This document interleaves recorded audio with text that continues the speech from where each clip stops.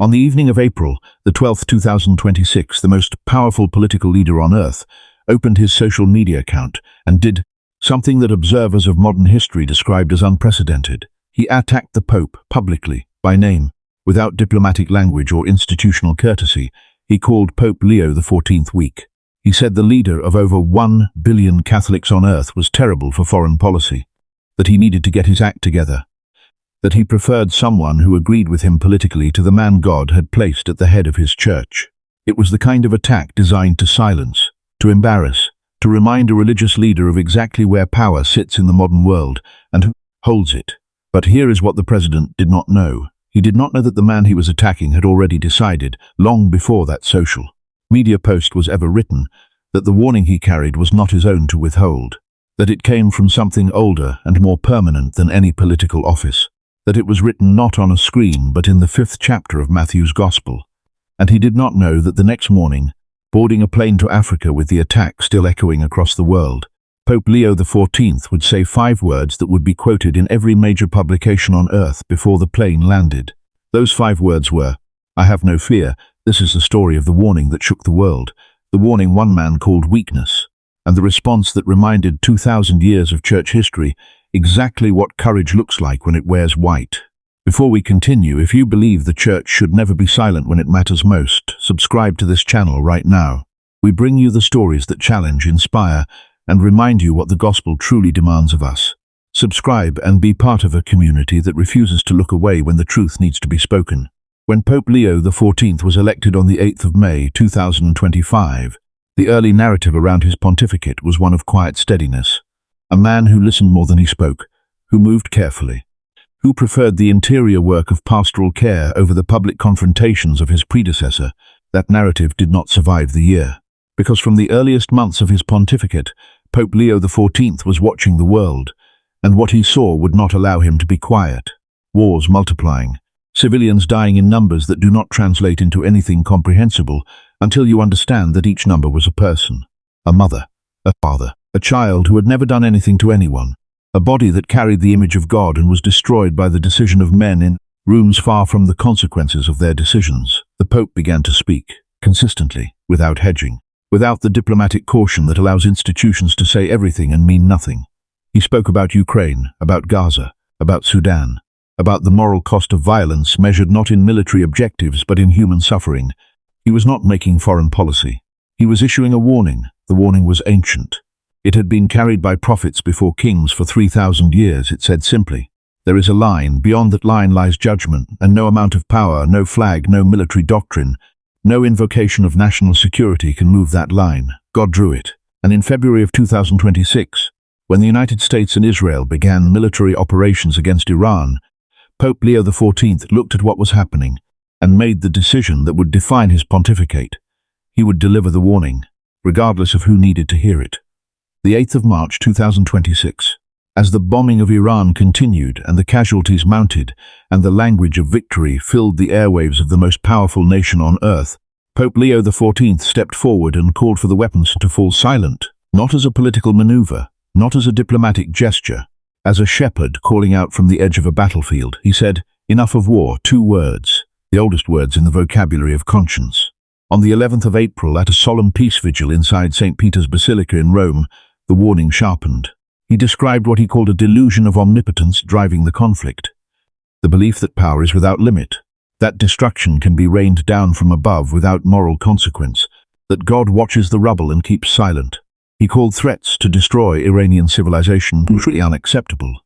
On Easter Sunday, he appealed to the leaders of the world to abandon every desire for conflict, domination, and power. And then he said something that carried the full weight of the gospel behind it. He said, "Blessed are the peacemakers, not the peace preservers, not the ones who protect the comfort of the powerful at the expense of the powerless. The peacemakers, the ones who go into the hard places and build something out of the rubble of human cruelty." Christ spoke those words on a hillside in Galilee to a crowd of ordinary people who had no armies, no governments, no nuclear arsenals, and no social media platforms. He spoke them as a warning to every generation that would come after. Pope Leo XIV was carrying that warning into the 21st century. And on the evening of April the 12th, the most powerful man in the world decided he had heard enough. Before we go further, we want to hear from you right now. Trump called the Pope's warning weakness. Do you agree? Do you think the Church should speak out when it believes a war is wrong, or should religious leaders stay out of politics entirely? Tell us what you think in the comments below, and tell us this. What do you think the Pope should have done differently, if anything? We want your honest opinion. The evening of April the 12th arrived the way confrontations always do, without the dramatic soundtrack that history adds later. Just a screen.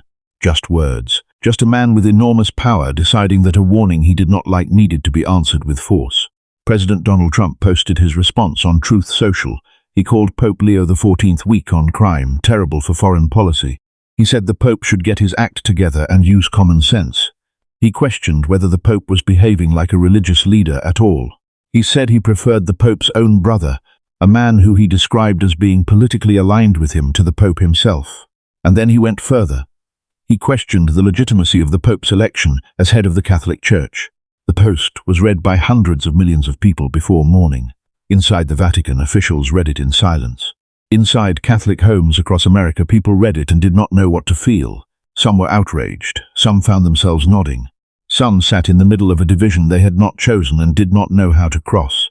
Because what Trump had done was not simply attack a religious leader. He had forced every Catholic watching to make a choice. The shepherd or the wolf, the warning or the comfortable silence, the gospel or the political alignment. And the morning was coming. And with the morning came a plane. On that plane, in a 2-hour flight somewhere over the Mediterranean Sea, Pope Leo XIV sat down with the journalists traveling with him. And they asked him about the post. He told them he had seen the post the night before.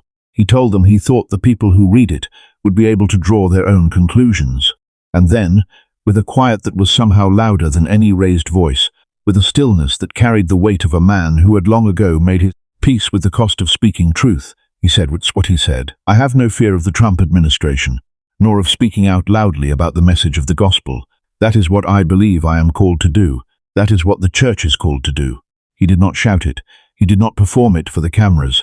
He said it the way a man states something he has already settled in his own soul, not as a declaration to the world, but as a reminder to himself of what he already knows. Then he said something about Trump's platform, Truth Social, that revealed, beneath the pastoral calm, a man with a precise and unhurried sense of irony. He said it is ironic, the name of the site itself. He said he had no desire to debate the president. That was not his role. His role was to proclaim the gospel. And the gospel, he said with a clarity that landed like a blade on stone, is not meant to be abused in the way that some people are doing. He did not need to name anyone. The world already knew who he meant. And then he delivered the message he said he carried for the President of the United States. Not a political counterargument, not a strategic rebuttal. The oldest words in the Sermon on the Mount, he said, the message of the gospel, blessed are the peacemakers, is a message the world needs to hear today. The plane continued toward Algeria. The world held its breath. Now we want to ask you something personal. If you were in that position, if the most powerful political leader in the world publicly attacked you for speaking your faith, what would you have done? Would you have fought back harder, stayed silent to keep the peace, or done exactly what Pope Leo XIV did, spoken quietly and kept walking? Tell us in the comments, and tell us this. What do you think the Pope should do next? Should he continue speaking out, or is there a better way to handle this? We genuinely want to hear your thoughts. Here is what got lost in the noise. When two powerful figures clash publicly, the world focuses on the clash, on the drama, on the poll numbers and the social media reactions and the political fallout, and all of that happened. Republican favorability toward the Pope dropped by almost 40 points during the height of the confrontation. Democratic favorability rose. The same event pushed different groups in opposite directions. America was not simply watching a news story. America was watching a mirror.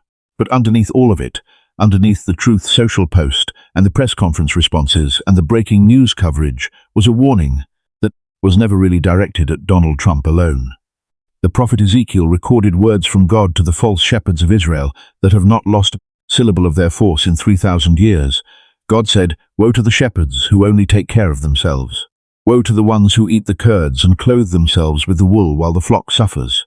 Woe to the ones who rule with harshness and cruelty and call it strength." Pope Leo XIV was not quoting Ezekiel in his press statements, but he was living inside the same tradition, the same unbroken line of prophetic witness that says, power is not exempt from moral judgment, that says the stronger you are, the more responsible you are for those your strength affects, that says God is watching, not the polls, not the strategy, not the politics, but the actual cost in actual human lives of the decisions being made in the actual rooms of actual power. The warning was for Trump, and the warning was for every leader of every nation who has ever started a war and called it necessary. And the warning was for the church, for every bishop and cardinal and priest who has ever chosen the comfort of a powerful patron over the demands of the gospel. And the warning was for every Catholic sitting in a pew on Sunday who voted for policies that produced the suffering the Pope was speaking about, and who has never once felt the need to reconcile that vote with the Beatitudes. And the warning was for you, not as an accusation, as an invitation to ask yourself honestly in the quiet place where no social media post can reach, whose side am I actually on? Not culturally, in the deeper sense that Scripture means when it asks the question, am I a peacemaker? Or am I comfortable with war, any kind of war, in any part of my life? As long as it doesn't cost me personally. After the plane landed in Algeria, something happened that was barely covered. Pope Leo XIV went to work. He visited the memorial to the martyrs of Algeria. He knelt and prayed. He met with Muslim religious leaders and spoke about the shared responsibility of faith traditions to serve humanity rather than divide it. He visited the grave of Cardinal Duval, a man who had given his life in love for a people not his own. He sat with the small, quiet, faithful Catholic community of Algeria, a community that worships as a minority in a majority Muslim country without drama or conflict, year after year, and he told them that God sees them. He said the land of Algeria was the land of St. Augustine, and he was happy to be there. He did not spend his 11 days talking about Donald Trump. He spent them doing the only thing he had ever claimed to be doing, being a shepherd, going to the edges where the sheep are, seeing the ones the powerful overlook, carrying the gospel to the places where it is most needed and least convenient. The warning had been delivered, the response had been given, and now the shepherd kept walking, because that is what shepherds do. They do not stop walking because a wolf made noise. They do not sit down and debate the wolf. They do not wait for the wolf's approval before continuing toward the flock. They keep walking. And the flock, watching from every screen on every continent, from care homes and cathedrals and quiet apartments and busy family living rooms, flock was watching, and something in the flock recognized what they were seeing. Not a politician, a shepherd. There is a moment in the 18th chapter of John's Gospel that has always carried a particular electricity. Jesus is standing before Pilate, the most powerful political authority in the region, the man with the legal power to release him or execute him, and Pilate looks at this bruised, tired man and says, "Where are you from?" Jesus does not answer. Pilate says, "Do you not know that I have power to release you, and power to crucify you?" And Jesus says, "You would have no power over me unless it had been given to you from above." Not as a threat, as a statement of fact, a reminder to a man drunk on earthly authority that authority has a source and a limit and an accountability that no political office can remove.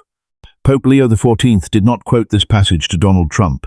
He did not need to. His entire response, the calm, the steadiness, the 5 words spoken over the Mediterranean without trembling, was the living expression of it. You have no power over what I carry, because what I carry did not come from you.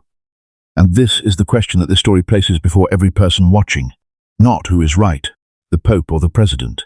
Not should the Church be in politics or out of politics. The question is this: what are you carrying?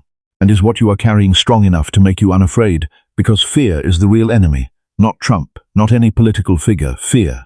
The fear that keeps believers quiet when they should speak. The fear that turns peacemakers into peace preservers. The fear that drains the gospel of its edges and leaves only the comfortable parts. The parts that ask nothing, cost nothing, and change nothing. Pope Leo XIV stood before the watching world and said 5 words. Those 5 words were an invitation. I have no fear. Not because he is extraordinary. Not because popes are made of different material than the rest of us. But because somewhere in his formation as a priest, a bishop, a servant of the church, he settled something. He decided what he was for and what he was not willing to trade it for. And he kept that decision the morning the most powerful man in the world called him weak. You can make the same decision, not on a papal plane, not in front of cameras, in the quiet of wherever you are right now. Decide what you are for, decide what the gospel requires of you specifically, and then when the cost comes, because it always comes, remember that the shepherd kept walking. And walk. One final question before we close, and this one is personal. Is there a warning in your own life that you have been holding back? Something that needs to be said to a family member, a friend, a colleague, a community, but you have stayed silent because you were afraid of the reaction. What is stopping you from saying it? Tell us in the comments. You do not have to name names. Just tell us the situation. Tell us what your warning is. And let this community stand with you in prayer as you find the courage to speak it. If this story reached you today, if the image of a shepherd who kept walking with no fear in his eyes stirred something in you, do not let that feeling pass without doing something with it. Right now, before you do anything else, pause this video and share it with one Catholic you know who needs to hear this message today. Share it with a friend who has been afraid to speak. Share it with a family member who is watching the world and wondering whether faith has anything real to say about it. Share it before you continue, because sharing it at the moment of maximum emotion is when it matters most. Then subscribe to this channel so that more stories like this one find their way to you. Like this video so the algorithm carries it further. And leave us a comment. Tell us where you are watching from, what this story stirred in you, and what warning you are carrying that it is time to speak out loud. Every comment is a conversation. Every share is a prayer delivered to someone who needed it. Every subscriber is someone who decided that the gospel deserves to be heard. The shepherd kept walking. Now it is your turn. God bless you, and may God give you the 5 words. Wherever you need them most, I have no fear.